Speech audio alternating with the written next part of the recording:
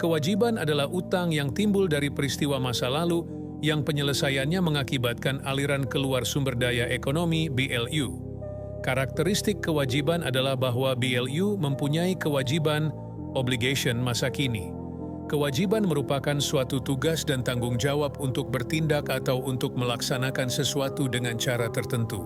Kewajiban timbul jika aset telah diterima BLU dan belum terjadi pengeluaran sumber daya ekonomi atau BLU telah membuat perjanjian yang tidak dapat dibatalkan untuk membeli aset. Hakikat perjanjian yang tidak dapat dibatalkan adalah terdapat konsekuensi ekonomi berupa keluarnya sumber daya pada pihak lain apabila perusahaan gagal untuk memenuhi kewajiban tersebut. Penyelesaian dapat dilakukan dengan beberapa cara: pembayaran kas, penyerahan aset, lainnya di luar kas, pemberian jasa, atau penggantian kewajiban tersebut dengan kewajiban lain. Kewajiban diklasifikasikan menjadi dua, yaitu kewajiban jangka pendek dan kewajiban jangka panjang. Suatu kewajiban diklasifikasikan sebagai kewajiban jangka pendek jika diharapkan dibayar, diselesaikan, atau jatuh tempo dalam waktu 12 bulan setelah tanggal pelaporan. Kewajiban jangka pendek merupakan kewajiban yang diharapkan akan dibayar, diselesaikan, atau jatuh tempo dalam waktu 12 bulan setelah tanggal neraca. Jenis kewajiban jangka pendek antara lain, utang usaha, yaitu kewajiban yang timbul karena kegiatan operasional BLU, misalnya utang biaya. Utang pajak, yaitu kewajiban yang timbul kepada negara berupa pembayaran pajak. Biaya yang masih harus dibayar, yaitu biaya-biaya yang telah terjadi tetapi belum dibayar sampai tanggal neraca, termasuk accrued interest. Pendapatan diterima di muka, yaitu penerimaan pendapatan dari pihak ketiga sebagai pembayaran jasa tertentu tetapi BLU belum memberikan jasa tersebut kepada pihak ketiga.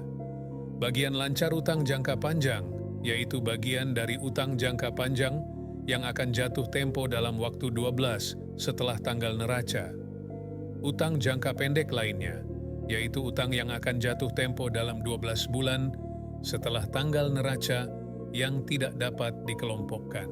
Pengakuan terbagi menjadi 4 macam, yaitu: pertama, utang usaha diakui pada saat BLU menerima jasa hak atas barang jasa, tetapi BLU belum membayar atas barang jasa yang diterima.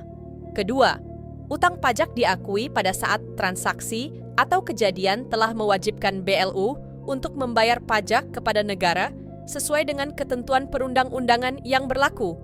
Ketiga, biaya yang masih harus dibayar diakui pada saat BLU telah menerima manfaat ekonomis dari pihak lain, tetapi BLU belum melakukan pembayaran atas manfaat ekonomi yang telah diterima. Keempat, pendapatan diterima di muka di akun pada saat diterimanya kas dari pihak ketiga dan BLU sebagai pembayaran jasa tertentu, tetapi BLU belum memberikan jasa tersebut kepada pihak ketiga. Bagian lancar utang jangka panjang diakui pada saat reklasifikasi utang jangka panjang pada setiap akhir periode akuntansi. Pengukuran sendiri terbagi menjadi dua, yaitu kewajiban jangka pendek dinilai sebesar nilai nominal kewajiban jangka pendek, dan kewajiban jangka pendek berkurang pada saat pembayaran atau penyelesaian oleh BLU. Penyajian dan pengungkapan utang usaha, utang pajak, biaya yang masih harus dibayar, pendapatan diterima di muka, bagian lancar utang jangka panjang, dan utang jangka pendek lainnya disajikan pada neraca dalam kelompok kewajiban jangka pendek. Utang BLU diungkapkan secara rinci dalam catatan atas laporan keuangan. Informasi-informasi yang diungkapkan dalam catatan atas laporan keuangan antara lain sebagai berikut. A. Jumlah saldo kewajiban jangka pendek yang diklasifikasi berdasarkan pemberi pinjaman, kreditur. B. Bunga pinjaman yang terutang dan tingkat bunga yang berlaku. C. Jumlah tunggakan pinjaman yang disajikan dalam bentuk daftar umur utang berdasarkan kreditur. Kewajiban jangka panjang merupakan kewajiban yang diharapkan akan dibayar, diselesaikan, atau jatuh tempo dalam waktu lebih dari 12 bulan setelah tanggal neraca. Kewajiban jangka panjang tetap diklasifikasikan sebagai kewajiban jangka panjang, walaupun kewajiban jangka panjang tersebut akan jatuh tempo dalam jangka waktu 12 bulan sejak tanggal neraca apabila kesepakatan awal perjanjian, pinjaman untuk jangka waktu lebih dari 12 bulan, serta BLU bermaksud membiayai kembali kewajibannya dengan pendanaan jangka panjang yang didukung dengan perjanjian kembali atau penjadwalan kembali pembayaran yang resmi disepakati sebelum laporan keuangan disetujui. Pengakuan kewajiban jangka panjang diakui pada saat BLU menerima hak dari pihak lain, tetapi BLU belum memenuhi kewajiban kepada pihak tersebut. Pengukuran kewajiban jangka panjang dinilai sebesar nominal utang jangka panjang. Penyajian dan pengungkapan dalam akuntansi kewajiban jangka panjang di BLU terbagi menjadi 3, yaitu: pertama, kewajiban jangka panjang disajikan dalam neraca sebesar bagian utang yang belum dibayar diselesaikan atau jatuh tempo dalam waktu lebih dari 12 bulan setelah tanggal neraca. Kedua, bagian kewajiban jangka panjang yang akan jatuh tempo dalam waktu 12 bulan setelah tanggal neraca direklasifikasikan ke dalam kewajiban jangka pendek.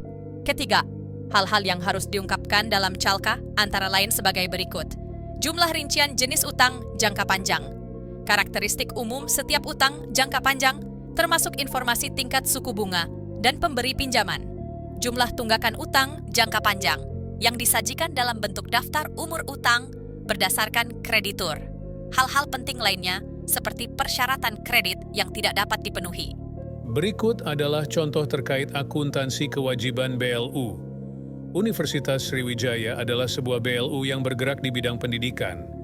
Pada tanggal 1 Januari 2023, Universitas Sriwijaya menerima uang muka dari siswa sebesar 100 juta untuk biaya kuliah semester genap tahun ajaran 2022-2023. Biaya kuliah per semester adalah 10 juta per siswa.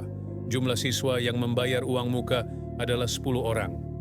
Pada tanggal 31 Januari 2023, Universitas Sriwijaya menyelenggarakan perkuliahan semester genap dan mengakui pendapatan sebesar 10 juta per siswa.